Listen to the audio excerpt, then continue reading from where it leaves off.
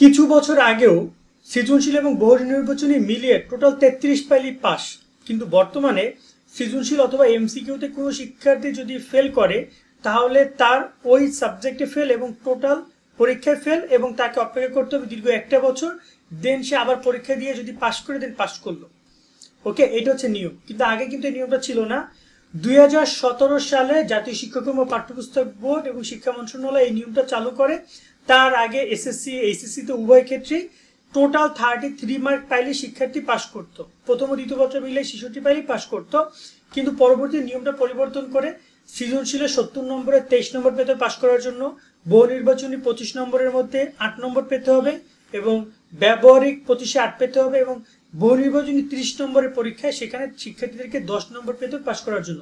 I mean 3 ভাগের 1 ভাগ হচ্ছে পাস মার্ক। এটা একটা নর্মাল ক্যালকুলেশন।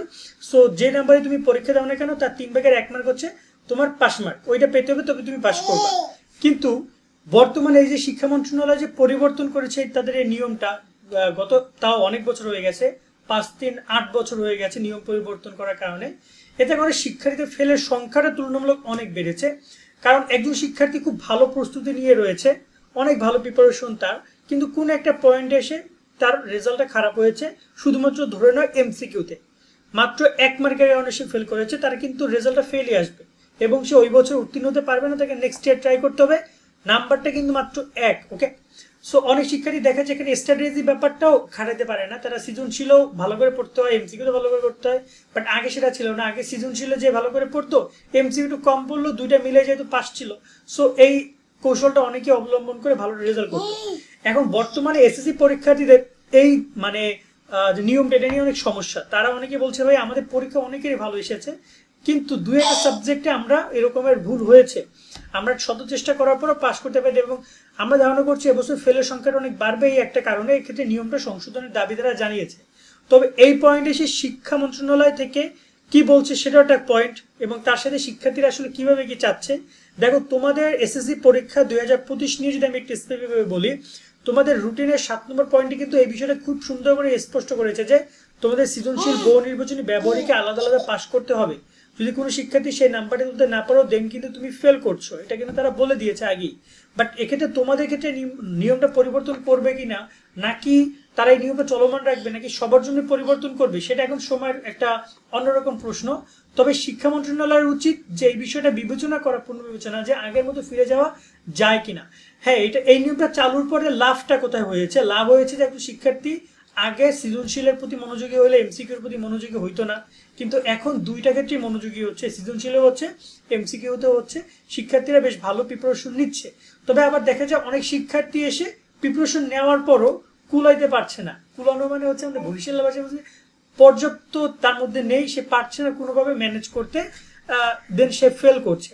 এই পয়েন্টে এসে শিক্ষার্থীদের দাবিটা হচ্ছে যে ওই জায়গায় সংশোধন করা যেতে পারে। বাট আসলে এটা এখনো মানে সংশোধন করা যাওয়া বা এই দাবিটা শিক্ষার্থীদের দাবিটা করছে যে সৃজনশীল এমসিকিউ মিলিয়ে পাস দেওয়ার বিষয়টি, এটা কিন্তু এমন না যেটা ছিল না। আমি আবারও বুঝিয়ে বললাম যে এটা ছিল একটা সময়, কিন্তু এখন এটা তারা পরিবর্তন করেছে। আমার ছেলে আছে, একটু শব্দ করতেছে, ম্যানেজ করে নিও। সো এখন তো এটা পরিবর্তন করে নিচ্ছে, পরিবর্তন করেছে গত 8 বছর। 17 সালে আমি তোমাদের একটা স্ক্রিনশট দেখিয়ে দিচ্ছি, যেখানে এইচএসসিটা আমার কাছে আছে, এসএসসিটা নাই। এইচএসসি 17 সাল থেকে কার্যকারী যে প্রসেসটা রয়েছে, ওই প্রসেসটাতে বলা হয়েছে যে সিকিউ এমসিকিউ আলাদা আলাদা পাস বা সামথিং, পুরো ক্যালকুলেশন করা আছে, যেটা জাতীয় শিক্ষাক্রম ও পাঠ্যপুস্তক বোর্ডের প্রকাশিত নোটিশ। ওকে, এটা এমন না যে আমি নিজে বানাইছি, এটা শিক্ষা মন্ত্রণালয় এবং এনসিটিভির একদম নোটিশ বলা যায়। এটা এসএসসিটা পাওয়া যাবে হয়তো খুঁজলে, বাট 8 বছর আগে নোটিশ যাওয়াটা খুব টাফ। এবার আসি যে তোমাদের নিয়মের বিষয় নিয়ে একটু কথা বলি, শোনো। তোমাদের অনেক শিক্ষার্থী রয়েছে যারা কিনা এসএসসি পরীক্ষায় রেজাল্ট খারাপ করেছো, অথবা দেখা যায় যে সেক্ষেত্রে আরও একটা প্রশ্ন আসছে সামনে, সেটা হচ্ছে সাপ্লিমেন্টারি এক্সামের সুযোগ থাকবে কিনা। যদি এই নিয়মটা চালু রেখে সাপ্লিমেন্টারি এক্সামের সুযোগটা তাও একটা পর্যায়ে বলা যেতে পারে, কেননা অনেক শিক্ষার্থী রয়েছে যারা কিনা দেখা যায় যে ফেল করলে সাপ্লিমেন্টারি এক্সামের মাধ্যমে সে ওভারকাম করার একটা সুযোগ পাইতে পারে। বাট এখন এই বিষয়গুলো শিক্ষা মন্ত্রণালয়ের উচিত শিক্ষার্থীদের কথা চিন্তা ভাবনা করে একটা ডিসিশনে নিয়ে আসা। বাট এখনকার ছেলেমেয়েরা দেখা যায় যে এমনিতেই পড়াশোনা বিমুখ হয়ে গেছে, পড়াশোনার প্রতি সিরিয়াসনেস খুবই কম তুলনামূলক। আবার যারা পড়াশোনার প্রতি সিরিয়াস তাদের তো আছে, বাট এমনিতে তুলনামূলক একটু কমে গেছে। সো তাদেরকে আমার মনে হয় যে অনেক শিক্ষার্থী একবার ফেল করলে তার মাথার মধ্যে একটা ইন্টেনশন চলে আসে সে জুনিয়রদের সাথে পড়বে, বা দেখা যায় সে অনেকটা পিছিয়ে যাচ্ছে, তখন অনেকেই পড়াশোনা বিমুখ হয়ে যায়, পড়াশোনা থেকে বাইরে চলে যায় এমনিতে একটা বছর ফেল করলে বা এরকম একটা গ্যাপ তৈরি হলে। তো আমার মনে হয় এই জিনিসটা শিক্ষার্থীদেরকে অনেকটা হেল্প করতে পারে।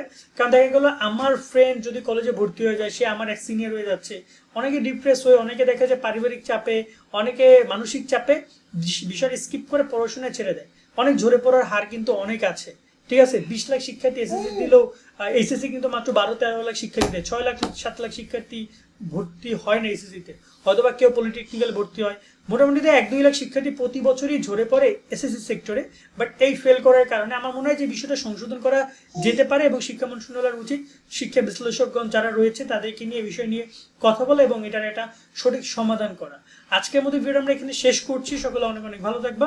আল্লাহ হাফেজ।